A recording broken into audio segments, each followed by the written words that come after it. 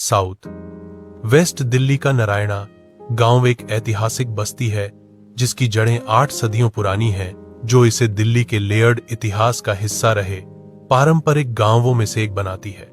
मूल रूप से एक तंवर राजपूत खेती वाला गांव, यहाँ के लोग मुख्य रूप से खेती करते थे, जिसमें गाजर की खेती एक खास विशेषता थी जिसने गांव को पहचान दिलाई। ऐतिहासिक लेख और स्थानीय परंपराएं बताती हैं कि नारायणा का संबंध एक स्थानीय शासक राजा नारायण पाल तंवर से हो सकता है और पास की जमीन पर कभी एक किला हुआ करता था, जो इस क्षेत्र में गांव के रणनीतिक और सामाजिक महत्व की ओर इशारा करता है। 20वीं सदी के दौरान गांव में बड़े बदलाव हुए।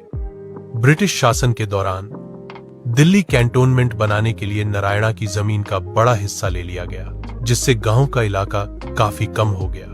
1947 में बंटवारे के बाद नारायणा विहार और आस पास की रिहायशी कॉलोनियों को विकसित करने के लिए और जमीन ले ली गई, जिससे गांव का मुख्य हिस्सा और छोटा हो गया और इसका पारंपरिक परिदृश्य बदल गया। इन बदलावों से तालाब सूख गए, खेती की जमीन खत्म हो गई और मूल खेती बाड़ी वाली जीवन शैली भी खत्म हो गई। समय के साथ आबादी की बनावट में भी बदलाव आया, क्योंकि प्रवासी, खासकर ऊंची जाति के पंजाबी, मूल राजपूत आबादी के साथ इस इलाके में बस गए। इस बदलाव से सामाजिक तनाव पैदा हुआ है।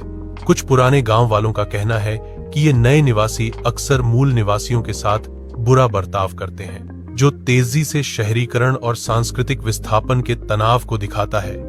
नारायणा के रहने वाले और कबड्डी में गोल्ड मेडलिस्ट अनिल कुमार तंवर कहते हैं कि ऊंची जाति के पंजाबी लोग गांव वालों को नीचा दिखाते हैं। लानत है।